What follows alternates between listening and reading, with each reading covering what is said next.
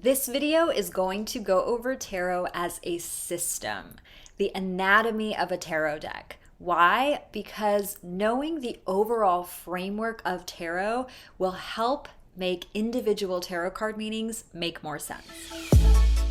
Hi, I'm Annie, the Tarot Professor, and this YouTube channel is all about how to combine intellect and intuition to explore the wisdom of tarot. Hi, this is Annie. Welcome to the Tarot Professor YouTube channel. In today's video, I want to talk about the anatomy of a tarot deck. In other words, I want to go over the basic overall system or framework of tarot. Why do I want to do this? For two reasons. One, if you are just learning tarot, if you're still a tarot beginner, it can be really overwhelming to approach tarot as 78 separate cards that you need to learn.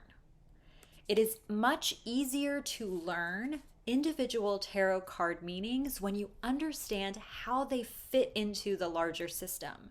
Now, the second reason why this is helpful is even if you're not a beginner, knowing the framework or overall system of tarot can help you go even deeper than those individual card meanings that you may already be pretty fluent at. Our brains automatically like to kind of categorize and organize all the new information we're getting into a larger system because that just makes it easier for us to remember and understand.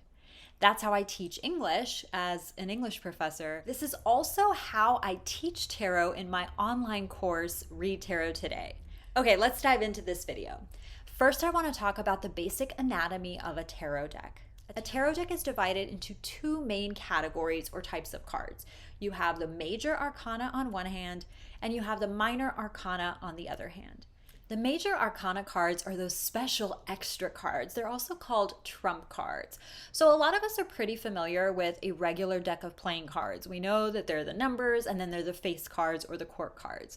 But a tarot deck also includes those trump cards that make up the Major Arcana. Cards like the Wheel of Fortune, the Lovers, the Devil. The Major Arcana cards represent major life themes or lessons that we all learn throughout our lives.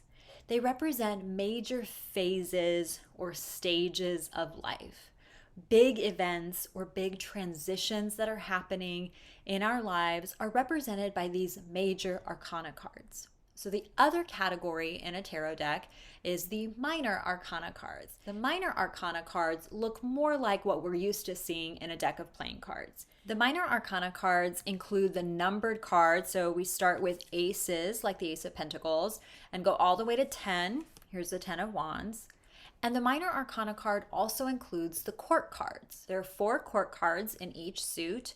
You start with the page, you also have a knight, you have a queen, and you have a king. Okay, so how is the Minor Arcana different from the Major Arcana? If the Major Arcana includes the major themes of life, the Minor Arcana includes, you guessed it, the more minor, smaller scale, everyday circumstances and conditions we find ourselves in.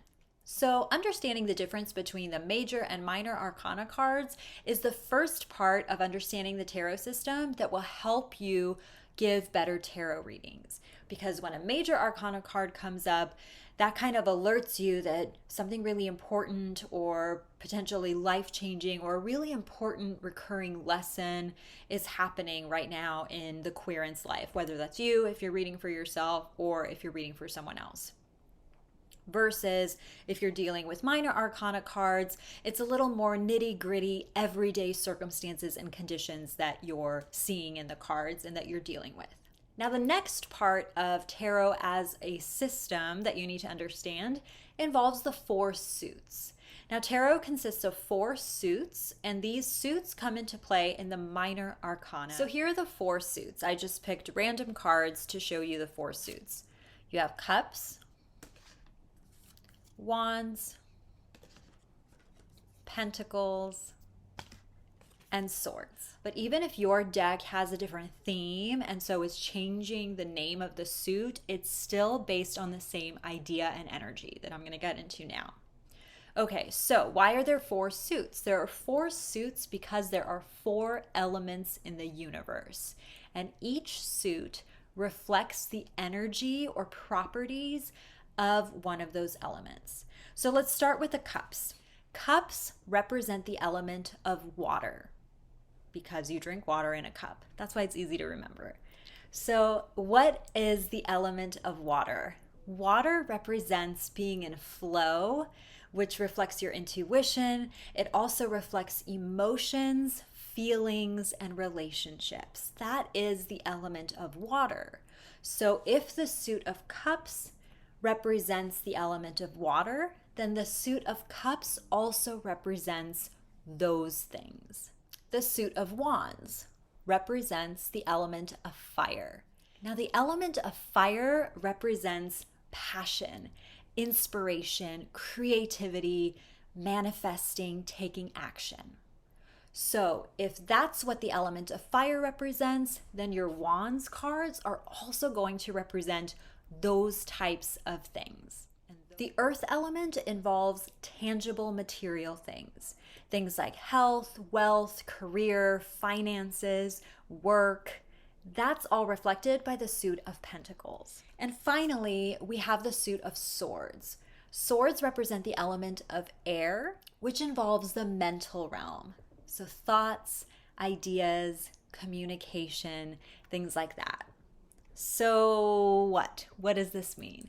Well, what this means is that if you are seeing one suit a lot in a reading, that means that that element or energy is dominating right now. If my spread has a bunch of cups, for example, and now I know that cups represent water and it represents emotions, feelings, intuition, I know that this issue or problem or situation I'm asking about is a heart-centered situation. That there are a lot of feelings in play. I need to be paying attention to my emotions or perhaps the emotions of other people if the reading involves relationships. And so understanding the elements of each suit will allow you to further understand what energy is present in the reading. The flip side of this is also really interesting and something I tend to notice in the readings I do for myself.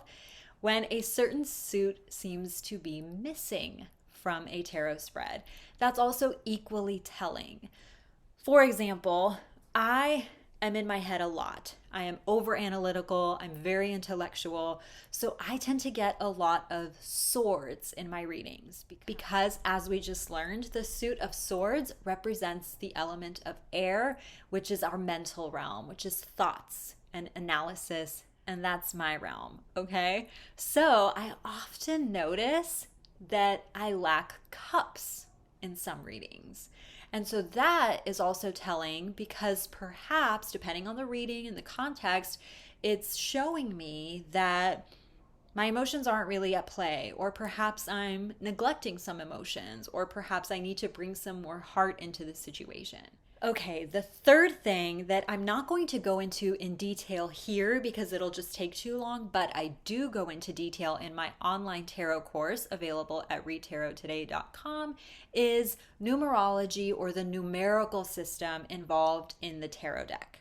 I mentioned the minor arcana includes the numbered cards. These are often called pip cards. So that's the ace, 2, 3, 4, all the way to 10. And this is the primary area of your tarot deck where numerology comes into play. So while I won't go into the exact meanings of numbers in the numerology system, I will mention the importance of knowing the card's place in that number system. So I just grabbed this out of my deck, which is in my lap right now, because it is a pip card or a numbered card in the minor arcana. So this is a 4 of cups. So the way of learning tarot that I am trying to argue against right now in this video is here is 1 out of 78 cards that I need to learn on its own. That's one way to do it, sure. But if you learn tarot as a system, it becomes easier and deeper to get into the meaning of the cards because now this isn't just the 4 of cups.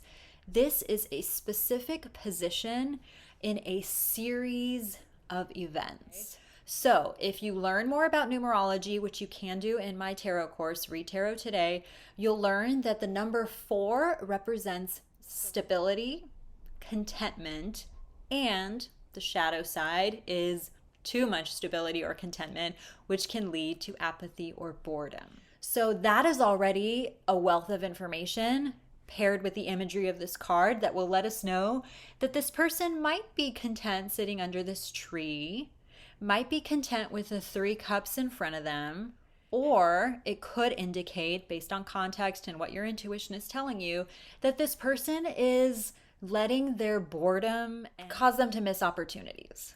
And so now that we know what 4 means in numerology, this makes even more sense, okay? It's a beautiful, intelligent system with so many overlapping meanings that help us read the cards.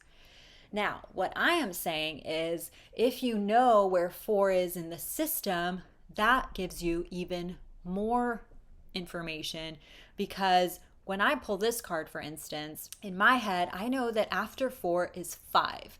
And 5 in this larger system of numerology means transition.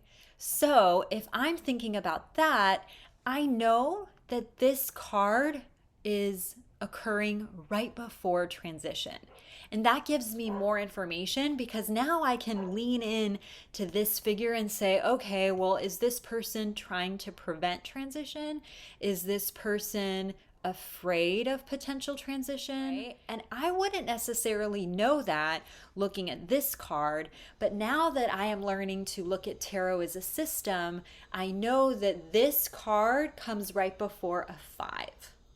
So I can add knowledge of the system into my reading and understanding of the card.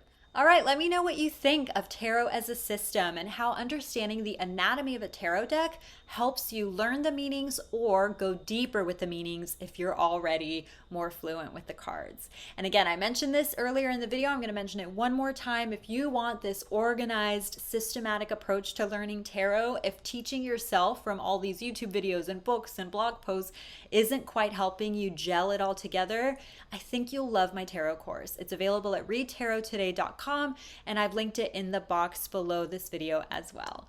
Thanks so much for watching. If you liked this video, give it a thumbs up and make sure you subscribe so you are notified of the future videos headed your way.